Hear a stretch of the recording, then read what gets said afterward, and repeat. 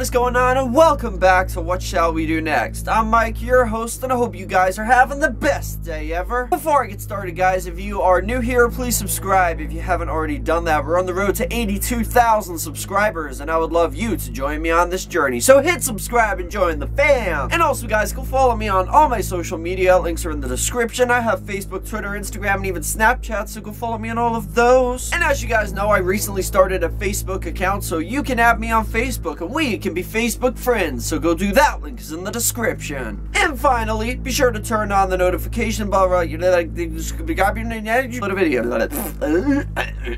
And finally, be sure to turn on the notification bell right next to the subscribe button. That way you get notified every time I upload a video. Thank you! We got there eventually. But once again, I am coming back at you guys with another creepy video, and today we are talking about another scary story. This is another story about a demon story. But this scary story is called Night Demon. So the story of Night Demon is a short story about a 12-year-old girl who's laying in bed one night when her mother comes into the room and starts telling her a really weird story. But just when you think you couldn't get any more weird than the story, something else weird happens after. But enough of the jibber jabber, let's get right over to the story.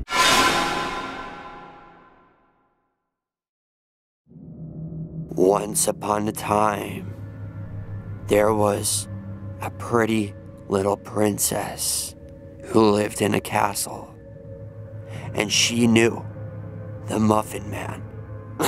I'm sorry, guys, I'm just kidding. Okay, for real, let's get to the story. Night Demon. When I was 12 years old, we lived in a really old house. It was at least 200 years old, and there were always rumors that it was haunted. One night, as I was laying in bed, my mother came into my room. At least, I thought it was my mother. The room was dark, and the only light was coming from the hallway. Instead of saying goodnight, she started to tell me a really weird story, a really disturbing story about how a demon once came to a 12-year-old girl. She said that the demon came at night, crawled up next to the girl, and began growling in her left ear. She told me the girl said the Lord's Prayer over and over, and eventually the demon did go away. I remember just lying there, looking at her, and was wondering why she was telling me this story, especially right before I went to sleep. She was really freaking me out. Eventually, she finished the story and just got up and left without saying anything more. I lay there in the darkness, trying to figure out why my mom would say those things. I tried to put it out of my mind and concentrate on getting comfortable and falling asleep. All of a sudden, I heard the most awful noise I have ever heard in my life. It was in my left ear. I couldn't tell if it was human or animal. It was a guttural, grating, growling, scratching, screeching, moaning sound that left me terrified. I was too scared to move. I was too scared to breathe. I was paralyzed by fear. I wanted to scream, but I was afraid of what might happen if I did. At that moment, I thought of the Lord's Prayer and started reciting it in my head. I was too terrified to say anything aloud. The growling continued for what felt like an eternity. Then suddenly, it stopped. I lay there, listening for any other sounds, but all I could hear was an eerie silence. I lay awake all night until the sun came up. The next morning, I asked my mother about the story she had told me.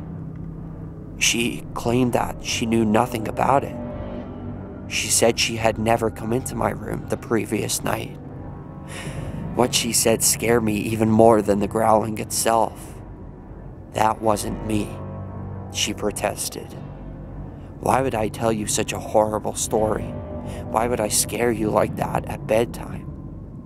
To this day, I still cannot come up with an explanation. I believe that whoever or whatever it was that came into my room that night, it was not my mother. I think it was her doppelganger or a protective spirit disguised as her, trying to warn me of what was about to happen, trying to tell me how to save myself from the demon that was about to come for me.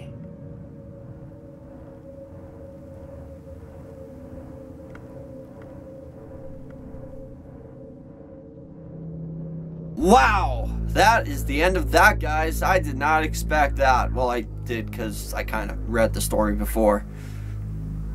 But it is a pretty creepy story, and demons and doppelgangers and stuff like that is always something that really interests me. And in this situation, I'm not sure. Maybe, like, the thing that she thought was, like, you know, her mother was... At first, I thought it was, like, the demon was in her mother, like, telling her this story, but just because of how strange the mother was acting. And it obviously wasn't the mother, because the mother confirmed that the next morning. But that was my first thought. My first thought was this woman that's telling her the story, who's pretending to be her mother, this is the demon. But then at the end, like she said, it could have been a protective spirit or a doppelganger. I mean, doppelgangers are not supposed to be very pleasant, so I don't think it was that.